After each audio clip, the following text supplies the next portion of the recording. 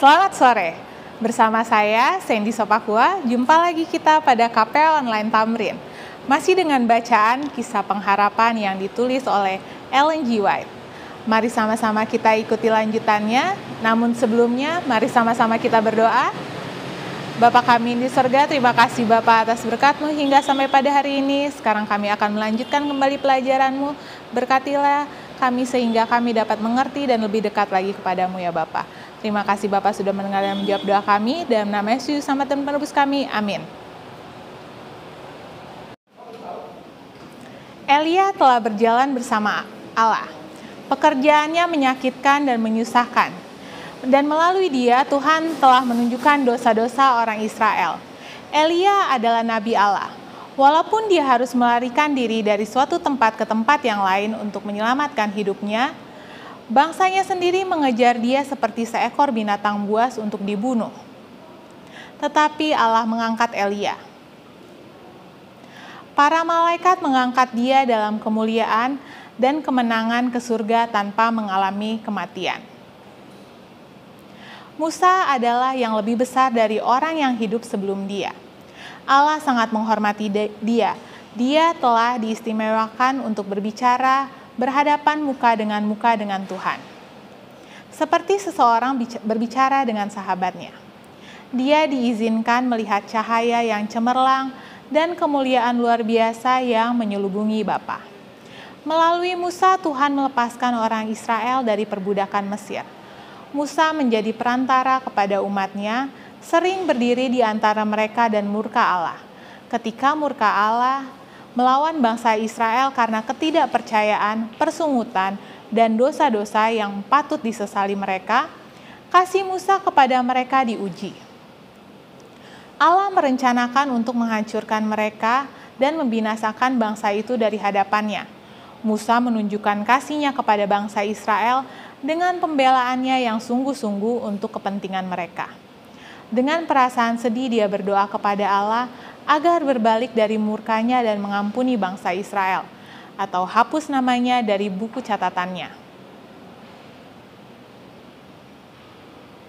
Musa mati, tapi Mikael turun dari surga dan memberikan kepadanya kehidupan sebelum tubuhnya mengalami pembusukan. Setan berusaha menahan tubuh itu menuntutnya sebagai miliknya, tetapi Mikael membangkitkan kembali Musa dan membawanya ke surga.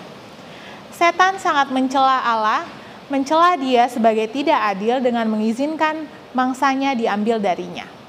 Tetapi Kristus tidak marah kepada musuhnya, walaupun semuanya itu karena pencobaan setan yang mengakibatkan pelayan Allah itu jatuh. Dia menyerahkan dia kepada Bapanya dan berkata, "Kiranya Tuhan menghardik engkau," Yudas 9. Yesus mengatakan kepada murid-muridnya bahwa ada di antara mereka yang berdiri bersama-sama dia yang tidak akan mengalami kematian sampai mereka melihat kerajaan Allah datang dalam kemuliaan. Pada saat penjelmaan, janji ini digenapi. Wajah Yesus ketika itu berubah bersinar bagaikan matahari. Pakaiannya putih dan berkilauan. Musa berada di sana mewakili mereka yang akan dibangkitkan dari kematian pada kedatangan Yesus yang kedua kali. Dan Elia yang diangkat tanpa mengalami kematian mewakili orang yang akan diubah kepada hidup kekal ketika kedatangan Kristus dan akan diangkat ke surga tanpa mengalami kematian. Dengan penuh keheranan dan ketakutan, murid-murid melihat kemuliaan Yesus yang agung dan awan menudungi mereka. Dan mereka mendengar suara Allah yang dahsyat berkata, "Inilah anak yang kukasihi, dengarkan dia." Pengkhianatan terhadap Kristus. Setan telah berhasil menipu Yudas dan mengarahkan dia untuk berpikir bahwa dia adalah salah seorang murid Yesus yang sejati, tetapi hatinya selalu tertuju pada hal-hal yang lahiriah. Dia telah menyaksikan pekerjaan Yesus yang mulia, dia terlibat dalam pelayanannya, dan dengan kuasa ilahi dia membuktikan bahwa dia adalah Mesias. Tetapi Yudas serakah dan kikir. Dia sangat mencintai uang. Dia bersungut-sungut ketika melihat Maria mengurapi kaki Yesus dengan minyak wangi mahal. Maria mengasihi Tuhannya. Dia sudah mengampuni dosa-dosanya. Dia yang telah membangkitkan saudaranya yang sangat dia kasihi dari kematian, sehingga dia merasa tidak ada yang terlalu mahal untuk dipersembahkan kepada Yesus.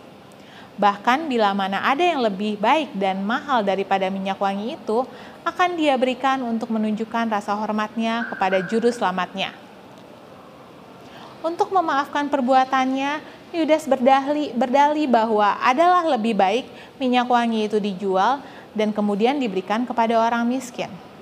Namun sesungguhnya bukan karena dia peduli kepada orang miskin, dia mementingkan diri sendiri dan dia sering menggunakan untuk kepentingannya sendiri dana sedikit yang dipercayakan kepadanya untuk dikelola. Yudas ceroboh untuk hal-hal kecil dan untuk kebutuhan Yesus dan untuk memaafkan dirinya sendiri, dia sering memanfaatkan kepentingan orang miskin. Demikianlah pembahasan kita pada sore hari ini. Mari sama-sama kita berdoa. Bapa kami di surga, terima kasih Bapa atas berkat-Mu hingga sampai pada hari ini. Tadi kami sudah mempelajari sebagian dari firman-Mu ya Bapa. Berkatlah dengan firman ini dapat membuat kami lebih dekat kepadamu sehingga kami tidak melakukan yang tidak sesuai dengan kehendak-Mu ya Bapa. Terima kasih Bapa sudah mendengar dan menjawab doa kami. Dalam nama Yesus Juru Selamat dan Penebus kami. Amin. Sampai jumpa minggu depan. Tuhan memberkati.